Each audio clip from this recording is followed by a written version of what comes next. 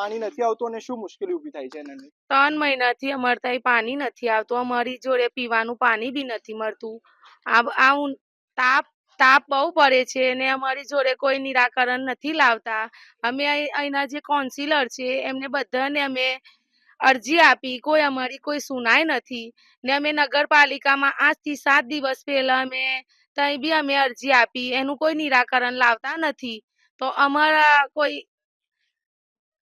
આ મામલે આપણે સ્થાનિક કોર્પોરેટરને જાણ કરી? અમે બધાને જ જાણ કરી, અમારી કોઈ સુનવાઈ નથી થતી. તો આની કોઈ સમસ્યા જલ્દી આવે એવું કોઈ નિરાકરણ લાવો.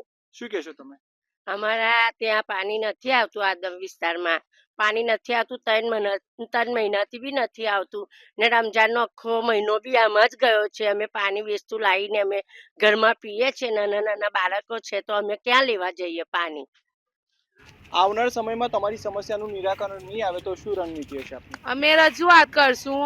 અમે આગળ કઈ અમારું કઈ સુનાઈ થાય એવું અમે કઈ કામ કરશું. આગળ જ અમે ધરણા કરશું. તમે રજૂઆત કરી નગરપાલિકામાં તો ત્યાંથી શું કહેવામાં આવ્યું? અમે 7 દિવસમાં કરી જશું, પણ હજી સુધી કોઈ કરવા નથી આવ્યા. આ અધૂરું કામ કરીને એમને જતા રહ્યા છે.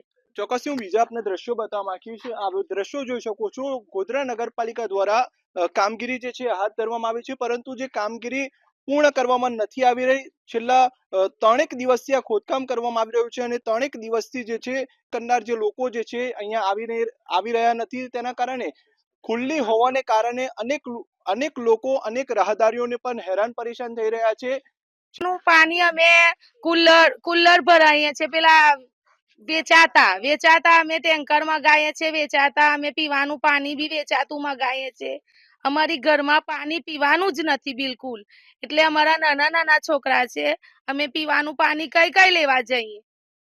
ચોક્કસ તમામ જે રહીશો જે છે તેઓ માંગ કરી રહ્યા છે કે તેઓને પાણી પૂરું પાડવામાં આવ્યું. છેલ્લા 3 મહિનાથી આ વિસ્તારમાં પાણી ન પહોંચતા અહીંની સ્થાનિક મહિલાઓ હેરાન પરેશાન છે. હવે જોવું એ રહ્યું કે નગરપાલિકા અધિકારીઓ એસી ચેમ્બર છોડી અને આ વિસ્તારની મુલાકાત ક્યારે લે છે.